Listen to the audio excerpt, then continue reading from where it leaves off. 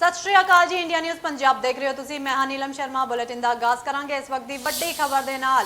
जदों तो सीएम बने ने चरणजीत सिंह चन्नी विवादों में भी आ रहे हैं। विरोधी पार्टियां सवाल चुक रही ने। मायावती ने कांग्रेस से निशाना साधा है। चन्नी नूं मुख्यमंत्री बनाने ते वार किया है। चन्नी नूं सीएम बनाना इलैक्शन स्टंट, कांग्रेस का इलैक्शन स्टंट है। चन्नी नूं सीएम बनाना। कांग्रेस दलितां ते भरोसा नहीं करती। 2022 विच कोई होर चेहरा सामने लिया जाएगा। ये 2-3 महीनों के लिए चन्नी नूं ऐलान दिता गया है। बेशक दलित ते सिख चेहरा ऐलानिया गया है इस बार सीएम, पर कांग्रेस भरोसा नहीं करती है दलितों पर। यह वड्डा इल्जाम लगाया है मायावती ने। यह वड्डा बयान सामने आया मायावती का कि कांग्रेस भरोसा नहीं करती है दलितों ते पंजाब विच यह महज इलैक्शन स्टंट है चन्नी नूं सीएम बनाना।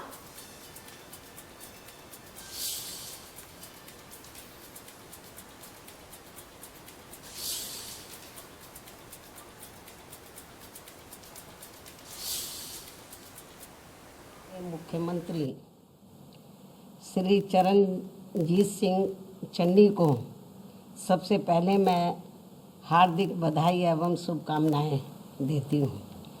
लेकिन ये बेहतर होता कि यदि कांग्रेस पार्टी पहले ही इनको पूरे 5 वर्ष के लिए यहाँ का मुख्यमंत्री बना देती, किंतु अब कुछ ही समय के लिए इनको पंजाब का मुख्यमंत्री बनाना, तो इससे तो ये लगता है कि ये केवल इनका कोरा चुनावी हथकंडा है, इसके सिवाय कुछ भी नहीं है।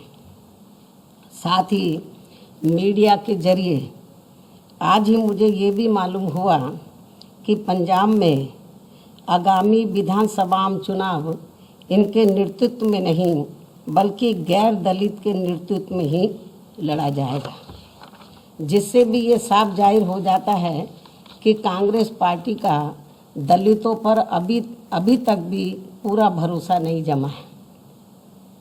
किंतु इनके इस दोहरे चाल चरित्र व चेहरे आदि से वहाँ के खासकर दलित वर्ग के लोगों को जरूर सावधान रहना है। लेकिन इससे ये भी स्पष्ट है कि कांग्रेस पार्टी यहाँ अकाली दल व बीएसपी के बने गठबंधन से काफ़ी ज़्यादा घबराई हुई है। और मुझे ये पूरा भरोसा है कि पंजाब के दलित वर्ग के लोग भी इनके इस हथकंडे के बहकावे में कतई भी नहीं आने वाले हैं। वैसे तो सच्चाई ये है कि इनको व अन्य विरोधी पार्टियों को भी मुसीबत में ही या फिर मजबूरी में ही दलित वर्ग के लोग केवल इन्हें याद आते हैं, ये भी सर्वविदित है। जैसे आप लोग परम पूज्य बाबा साहब डॉक्टर अंबेडकर का ही उदाहरण लीजिए।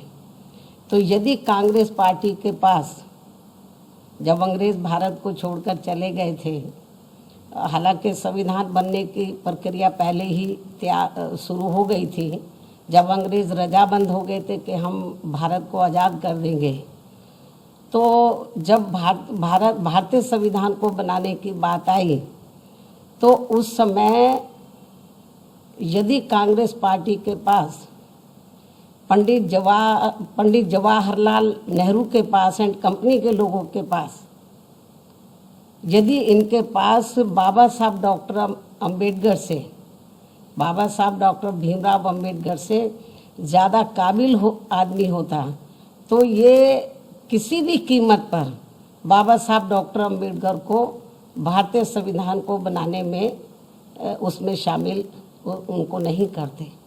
और आज जो पूरे देश में दलितों को, आदिवासियों को, अन्य पिछड़े वर्गों के लोगों को जो कुछ भी उनको कानूनी अधिकार मिले हैं, तो शायद वो भी नहीं मिलते। और इतना ही नहीं, आज जो पूरे देश में तो धार्मिक अल्पसंख्यक समाज में से खासकर मुस्लिम समाज के लोग जो थोड़े घने सुरक्षित हैं, तो शायद ये भी नहीं होते, क्योंकि बाबा साहब डॉक्टर अंबेडकर ने इस देश का संविधान किसी जाति और धर्म के आधार पर नहीं बल्कि धर्मनिरपेक्षता के आधार पर ही बनाया था। इतना ही नहीं, तो ये भी मैं दलित वर्ग के लोगों को बताना चाहती हूँ।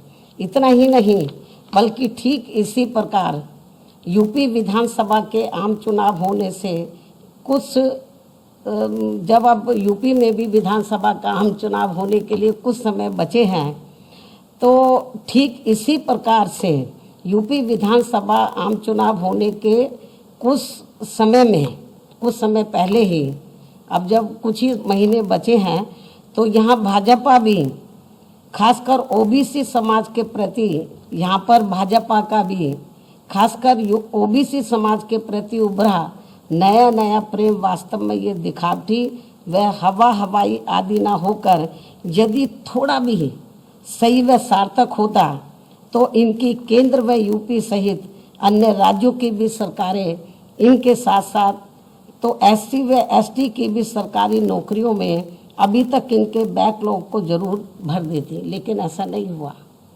आज भी पूरे देश में चाहे एससी एसटी का मामला, ओबीसी का मामला है, तो सरकारी नौकरियों में इनके पद अभी तक भी खाली पड़े हैं। साथ ही अब तक ओबीसी के लोगों की जातीय जनगणना की भी इनकी इस मांग को स्वीकार कर लिया होता है। यदि थोड़ी भी इनके प्रति, इनके मन में ओबीसी के प्रति थोड़ी ईमानदारी होती, थोड़ी सच्चाई होती, तो अब तक ओबीसी के लोगों की जातीय जनगणना की भी इनकी इस मांग को स्वीकार कर लिया होता।